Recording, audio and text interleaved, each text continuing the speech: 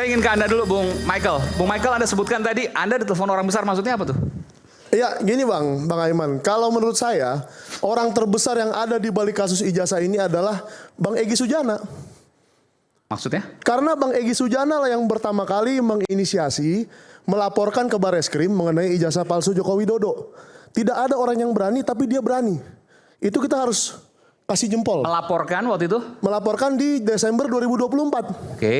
Dan saya sendiri ditelepon. Melaporkan apa tuh? Bisa dijelaskan lebih detail? Melaporkan tuduhan pemalsuan ijazah dan menggunakan ijazah palsu. Dengan terlapor Pak Jokowi waktu itu? Dengan terlapor Bapak Joko Widodo. Oke, itu Bang Egy Sujana? Bang Egy Sujana dan TPUA. Oke, kita sebenarnya mengundang juga di hari ini, cuma tidak berhalangan untuk hadir. Oke. Oh ya, mungkin beliau masih ada sakit ya, saya kurang tahu. Karena beberapa bulan terakhir memang ada sakit beliau. Dan sering berobat. Nah, yang saya mau bilang, Bang Egy Sujana itu di telepon itu sangat jelas mengatakan ke saya, bahwa dia datang ke rumah Jokowi, tapi tidak ada permintaan maaf. Jadi yang kemarin ini maksudnya? Ya, dia betul datang ke rumah Joko Widodo, tapi tidak ada permintaan maaf. Jadi saya bingung, Yakub Hasibuan ini apakah dia datang di pertemuan itu dan melihat sendiri permintaan maaf itu? Kalau tidak, nggak usah ngomong banyak deh. Oke, minta maaf atau enggak, tapi yang jelas kan ada beberapa viral ya pernyataan Egy Sujana memuja-muji Pak Jokowi. Ya, saya kalau memuji-muji itu silakan saja. Bisa orang memuji, bisa orang ya mungkin berubah pikiran lah. Karena waktu di pertemuan itu ada hal-hal baik mungkin dari Pak Jokowi, saya tidak tahu ya. Maksudnya? Ini juga saya berandai-andai. Mungkin waktu itu Bang Egy meminta bahwa kasus ini terlalu berlarut-larut dan bukan meminta maaf ya. Kasus ini berlarut-larut dan perlu ada penyelesaian. Nah, Pak Jokowi mau menawarkan penyelesaian apa? Mungkin seperti itu. Tapi ini lagi-lagi saya berandai-andai. Tapi yang jelas, tidak ada permintaan maaf.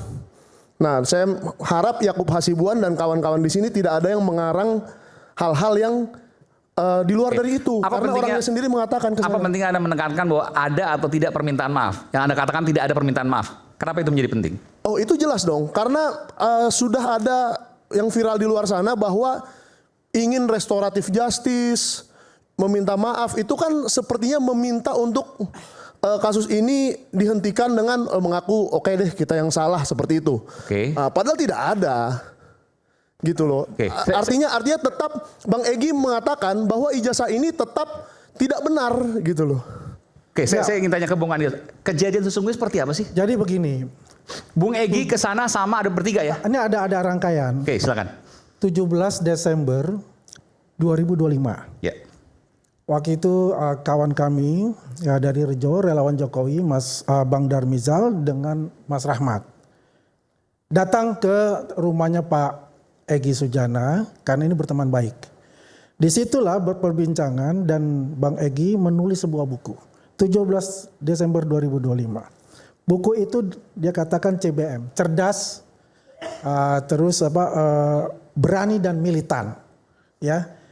Dan ini ada dalam perbincangan itu beliau ingin bertemu dengan Pak Jokowi, ya kan. Kemudian diwujudkan tanggal 8 Januari dan kami sudah paham untuk itu, ya. Jadi kalau kita flashback lagi tanggal 7 Januari 2025, Bang Egy mengatakan kalau saya melihat bahwasanya ijazahnya itu asli, ya, saya akan meminta maaf ke Pak Jokowi. Kunci itu case close, kan begitu. Inilah yang dijawantahkan oleh Pak Bang Egy ketika mendapat informasi dalam gelar perkara khusus.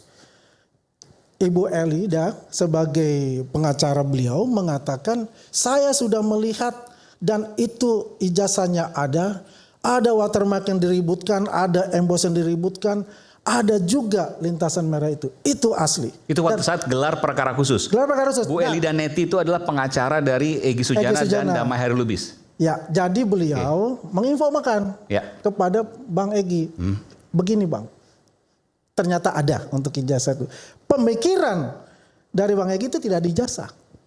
Pemikiran utamanya. Bukan dibilang palsu, pemikiran utama itu nggak ada ijazah. Tapi ini ada ijazahnya dan dikatakan semuanya sudah ada. Apa yang dikatakan selama ini jasanya palsu, tidak ada emboss, tidak ada yang namanya lintasan merah maupun watermark itu. Kemudian tanggal 8 itu datang ke sana, itu yang hadir ya.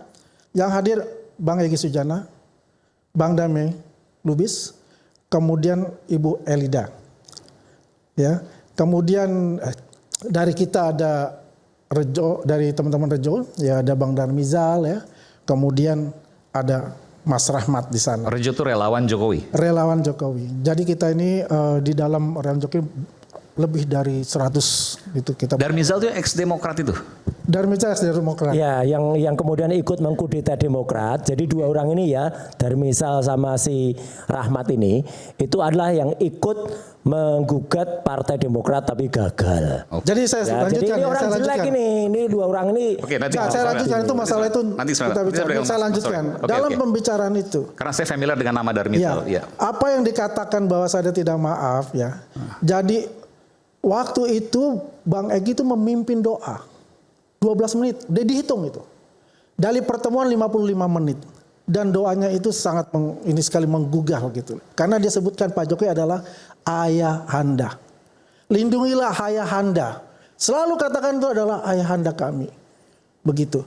Dan waktu pertama bertemu, apa yang dikatakan Pak Jokowi?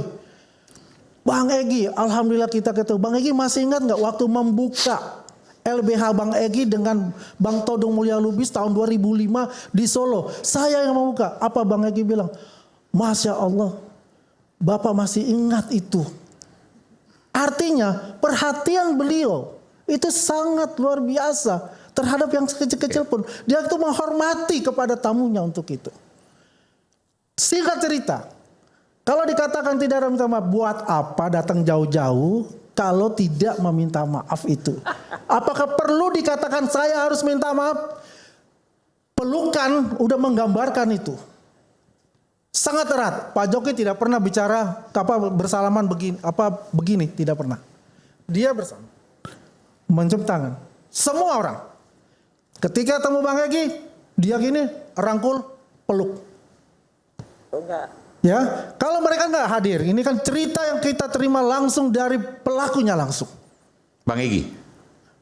Dari Bang Darmizal, dari Rahmat, ya, dari Ibu Eli, semua.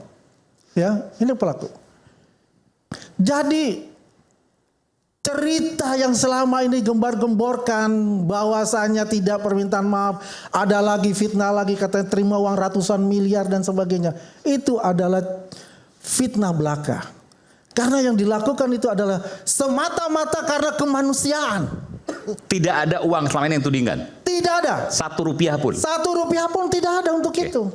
Jangan sampai ini masuk ke ranah pemikiran dari masyarakat bahwasanya terjadi seperti itu. Itu fitnah saya katakan. Ya. Jadi dalam waktu di dalam itu mau diakhiri dengan berdoa dipimpin oleh siapa? Oleh Bang Egy Sujana. 12 menit dihitung itu. Dari total 55 menit. Jadi intinya begini. Bahwasanya yang terjadi di dalam itu adalah satu, kerinduan sebagai teman lama. Bang Egy ini waktu Pilgub DKI adalah tim sukses dari Pak Jokowi. Ya, perlu dicatat itu juga. Tidak ada yang namanya dalam hati Pak Jokowi itu adalah dendam. Tidak ada. Saya katakan itu. Kenapa? Beliau juga ada mengatakan, hablum minan nas. Saya selalu memaafkan. Walaupun proses hukum itu berjalan, tapi kan ada tahapannya. Nah, kemudian kan dikembangkan dengan restoratif justice yang ada dengan KUHP baru itu. Diajukan oleh Bang Egy dengan Bang Dawai. Kita terima restoratif justice itu. Ya kan? Makapun siapapun, Ibu Kurnia kalau mau ketemu dengan Pak Jokowi ke Solo, mau minta maaf, saya yang akan bawa Anda. Oke. Ya? Saya akan bawa Anda. Dan Pak Jokowi pasti maafkan. Pasti akan memaafkan. Restoratif justice, kasus selesai. Ya. Luar biasa. Yang penting adalah bahwasanya Gini, ya, nggak usah kepanjangan. yang kita berharap itu kasus ini sebetulnya bisa segera diselesaikan. Ya.